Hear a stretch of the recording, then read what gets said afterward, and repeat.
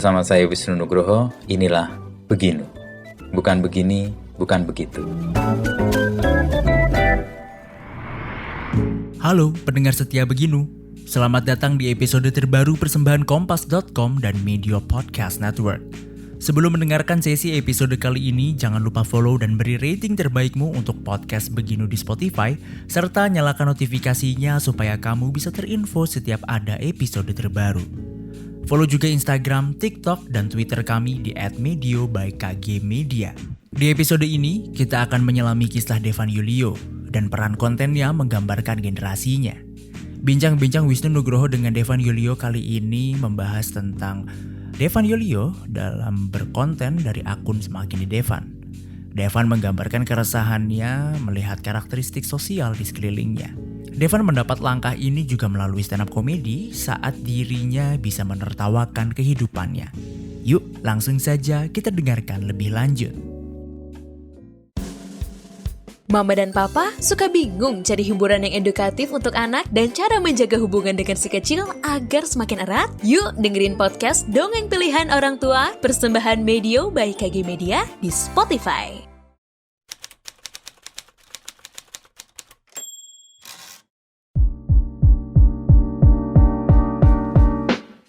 Di beberapa kutipan kan gue dengar misalnya nih, dunia terlalu sempit untuk mimpimu yang setinggi langit. Nah, ini gimana lo jelasin? Emang kadang-kadang kan orang tua tuh aneh-aneh ya, kayak gue juga. Lo mimpilah setinggi langit. Dia nggak tahu dunia kita sempit atau gimana? Nggak tahu, nggak bisa nyampe langit. Dari quotes itu menurut gue, kita dalam bermimpi harus tetap realistis juga gitu loh. Jangan malah berandai-andai terlalu tinggi sampai jadi beban buat kita gitu. Kadang kan kita kalau emang kita nggak punya jalan ke situ, ya udahlah legowo gitu loh. Ini kayak generasi yang mudah banget menyerah atau mudah rapuh atau malah menurut lo realistis? Beda kan antara rapuh, mudah menyerah sama realistis. Kayak sekarang lebih ke rapuh dan rapuh sih. Tapi asik gitu. Rapuh tapi ya gimana ya, konsumen medsos banget gitu. Kita butuh. Itu lalu yang kedua misalnya tetaplah berkata siap Pak dan noted itu kan biasa kalau kita ditanya bos noted siap itu EP-nya banyak banget itu walau hari dan pikiranmu lagi ruwet. Itu realita hidup yang sehari-hari lo mau suarakan sebenarnya. Gue pun merasakan. Nih bos-bosnya nih berarti harus tahu nih atau teman-temannya. Gue pribadi pun merasakan itu kok, sahabat-sahabat. Ya kadang kita bingung dengan brief. Cuma kalau gue berprinsip, ketika gue ngerjain skripsi tuh gue ngerjain aja dulu apa yang gue bisa. Tinggal nanti dikirim, kalau salah tinggal revisi gitu. Sesantai itu. Udah, ya dikasih brief. Kamu kerjakan ini, oke, bikin. Ternyata, salah semua. Ya udah bikin lagi gitu. Kadang orang kebanyakan terlalu overthinking, aduh gimana, ya, akhirnya sampai nggak selesai gitu. Jadi lo mau menghadapinya secara real aja ya? Ya udah, ada dihadapin gitu aja. Dikasih brief A, B, C, oke, bikin sesuai interpretasi gue, bikin selesai. Kalau salah tinggal revisi. Ada lagi nih yang mencerminkan generasi lo misalnya. Nggak apa-apa gajimu kecil, asalkan gaji orang tuamu besar. Ini nih gue sering alami juga nih beberapa generasi ya. Dia mungkin bekerja di tempat yang mungkin secara value kurang cukup ya, tapi dia menggantungkan ke orang tuanya juga nggak ada soal gitu. Atau itu cerminan apa menurut lo? Ada teman-teman gue sendiri bahkan yang mereka kerja tuh sebenarnya bukan karena mereka butuh uang gitu, karena ngisi waktu luang aja gitu. Beda ya orang tuanya pengacara, ada yang orang tuanya ibaratnya dokter spesialis, maksudnya udah ya tenang lah. Ya lu ketika fresh graduate ini lu cari kerja cuma untuk ngisi waktu luang aja. Kebanyakan gitu. Emang beda sih cerminan generasi, karena generasi gue misalnya dituntut karena kita orang tua yang mungkin tidak berkecukupan. Tapi sekarang kan makin sekarang banyak orang tua yang memiliki kemampuan ekonomi yang baik sehingga anak-anaknya tuh ngerasa ngapain gue kerja keras ya, orang tua gue banyak. Kayak gitu juga, itu cerminan generasi itu ya. Kita cuma intern lucu, yang penting kan ayahku pengacara. Terus ini nih ada lagi, orang sukses hobinya bangun pagi sedangkan kamu hobinya bangun ekspektasi. Ini koreksi atau apa? Atau kritik terhadap generasi lo atau gimana? Ya memang kadang kita dari mengatur hidup sendiri aja udah kesusahan gitu. Salah satunya yang susah ya kita mengatur ekspektasi, kita nggak bisa gitu. Kita terlalu bergantung sama ekspektasi, jadinya sering kecewa, sering jatuh karena ekspektasi terlalu tinggi. Nggak realistis juga. Nggak ya? realistis. Gue makin menangkap sih, berarti generasi lo itu tadi ya, instan, mudah bergonta-ganti, artinya kurang loyal ya, bukan nama kurang loyal, sama merasa ya hal-hal yang real aja yang dihadapi, jangan tinggi-tinggi atau jangan terlalu muluk-muluk gitu untuk hidup toh. Nggak butuh macam-macam juga mungkin. Iya toh ya udah emang hidup seperti itu aja gitu. Untuk dapat ide-ide itu lo biasanya gimana?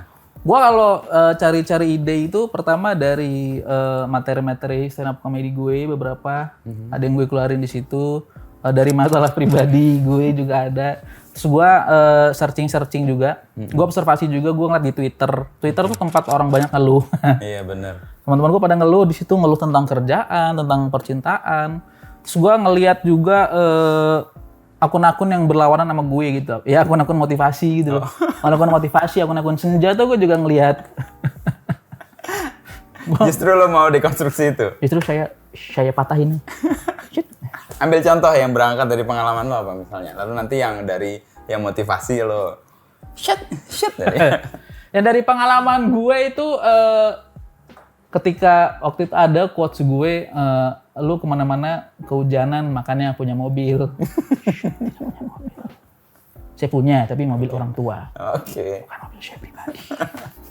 Sama yang tadi siapa noted itu pengalaman gue pribadi. Walaupun gue nggak nulis siapa noted sih, karena tempat kerja gue berarti santai lah, nggak kaku kayak gitu. Gitu. Itu dua itu ya paling enggak ya.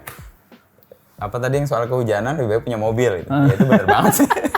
Seperti sekarang. Kalau yang dari dari motivasi yang lo dekonstruksi jadi demotivasi. Ada tuh gue pernah dengar quotes semesta mendukung,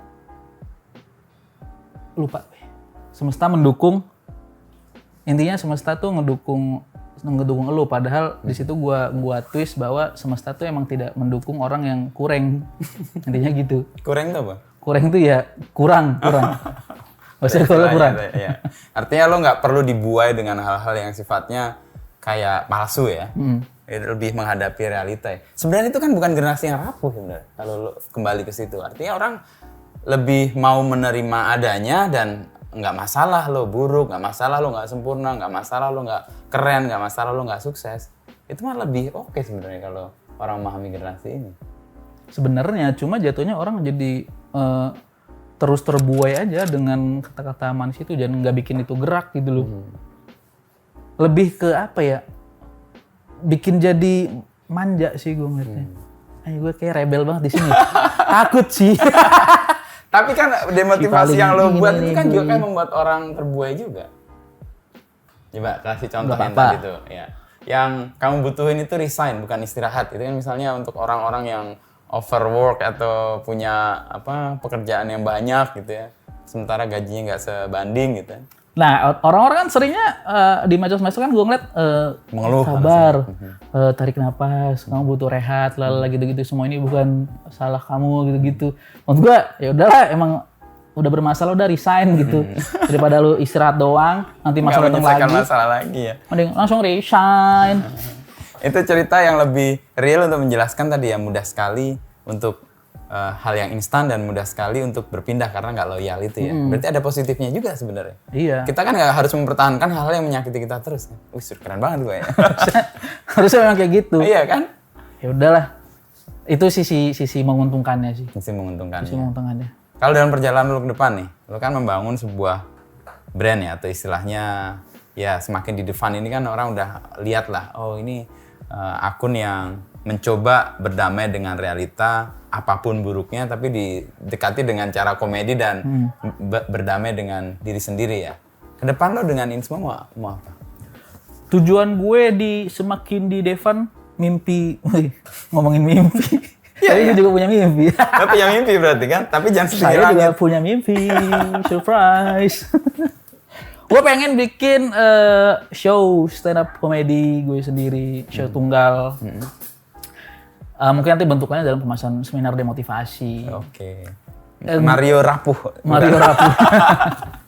Sebenarnya sejatinya sih gue pengen jadi seniman, Mas. Seniman, artis dalam artian orang yang punya karya yang maksudnya karya yang bisa dinikmati wujudnya gitu loh. Ya mungkin sekarang quotes juga bisa dibilang karya, cuma ya digital gitu kan, nggak ada wujudnya. Gue pengen bikin sesuatu yang ada wujudnya, yang orang bisa nikmati langsung, bisa rasain Apa langsung. misalnya? Karya seni rupa kah atau digital art? Dekat-dekat dengan seni rupa sih. Sedang belajar atau? Gue emang seneng gambar, karena gue dari kecil mendengarkan lagu-lagu emo, lagu-lagu metal. Gue seneng gambar-gambar hal yang berbau tengkorak. Oke. Pokoknya gambar-gambar api, tribal, tengkorak. Gue seneng lukisan-lukisan yang tribal-tribal gitu deh. Gue sebenarnya Ke situ. pengen jadi seniman berkarya dan bisa dinikmati gitu loh. Di sisi lain tadi untuk semakin relevan gue pengen bikin show stand up, pengen bikin show stand up sendiri. Untuk membuat kayak demotivasi itu sesuatu yang memotivasi juga sebenarnya kalau lu lihat, kalau pengennya kan jadi kayak seminar besar gitu. Dan selain itu untuk cari uang. Lo selama lulus tahun 2020 kan? 2020. Lo anak pandemi lah ya. Anak pandemi. Class of 2020 lah ya istilahnya. Lo lulus banget tahun 2020. Skripsian pandemi lah itu. Skripsian pandemi. Terus lo sekarang udah rentang 2 tahun nih. Lo bisa mempertanggungjawabkan kepada orang tua lo bisa hidup sekarang mandiri karena lo prinsipnya tadi TT besi tadi kan. Gue merasa pede sih. Si pede. Si paling pede. Ya itu sebenarnya ketika gue lulus sebelum ada Semakin Devan tuh life is so miserable. Gimana tuh ceritanya? Sebelum adanya sosok Semakin Devan itu, Devan Gilesteon itu juga mengalami kegalauan, mengalami quarter life crisis, ketakutan karena tadi itu gue kuliah di geografi tapi gue nggak into ke kekuatan utama geografi. Kekuatan utama geografi itu kan pemetaan gitu-gitu sebenarnya yang di perusahaan-perusahaan bonafit yang gajinya gede aman gitu-gitu. Tapi gue nggak kayak gitu, gue malah pengennya ke yang pokoknya lulus kuliah pun gue cari pekerjaan yang any major. Apapun sikat any major. Oh bang, sikat apa konsultan keuangan, sikat. Oh pernah masuk di bank dengan konsultan keuangan? Pernah daftar, tapi nggak keterima. Gue merasakan hal-hal yang miserable kayak gitu, hidup serba salah, kayak hampa gitu ketika lulus kuliah. Ngapain gue? Sementara teman-teman lo kok kayaknya teman-teman gue kan pada yang deket sama gue pada kuliahnya on track gitu loh. Anak teknik lah, anak FE, anak FH gitu. Jadi jelas industri. gitu emang mereka di situ gitu. Kok keren gitu. Sampai pada akhirnya muncul Semakin Devan yang secara kebetulan, dan kebetulan itu hal yang sangat gue syukuri gitu. Jadi dari sini ya gue mulai tahu nih, oh gue akan berkarya, ibaratnya pengen jadi seniman. Yang tadi gue bilang, ibaratnya pengen jadi content creator. Untuk gitu. Topik yang brand Semakin di Devan itu ya. Kalau di sisi pengaruh ya, lo termasuk terpengaruh oleh siapa? Untuk kemudian kan belajar geografi, ingin komunikasi, lalu sekarang mimpi ingin jadi artis dengan karya gitu ya. Yang pengaruh lo siapa? Kalau kaitan pengaruh, sebenarnya gue nggak pernah, dan gue rasa gue nggak bisa mengidolakan seseorang sih. Tapi gue suka dengan karya-karyanya Reza Radian. Ada stand up comedian Diki Divi yang sering gue tonton, yang sering gue lihat gitu loh. Pengaruh dari siapa ya? Mungkin pengaruh dari bokap gue, dari bokap orang apa? tua gue. Background pelukis juga atau seniman? Bokap gue itu dia pengen kuliah di kesenian. Cuma waktu itu kurang beruntung aja karena dia disuruh lah ibaratnya sama orang tuanya untuk kuliah di pendidikan Islam. Oke. Akhirnya jadi guru agama. Padahal minatnya ke seni. Dan bokap gue tuh emang jago bikin kaligrafi, bikin font-font tipografi gitu buat di tempel di acara-acara gitu ya. Dan walaupun ya kerjanya di bidang yaitu tadi guru agama, tapi dia tetap menjalankan itunya tuh untuk menghidupi masa kuliahnya. Oke. Mungkin dari situ kali. Pengaruh itu ya. Tadi yang Reza Radian itu yang aktor itu. Pantes lo mirip ya. Wah iya. Makasih, Mas. Tapi gue lebih merasa mirip Reval Hadi sih. Reval Hadi. Dalam hidup lo kan sebagai generasi Z kan tadi ngerasa mudah loncat, nggak loyal gitu. Ada dalam hidup yang lo sesali?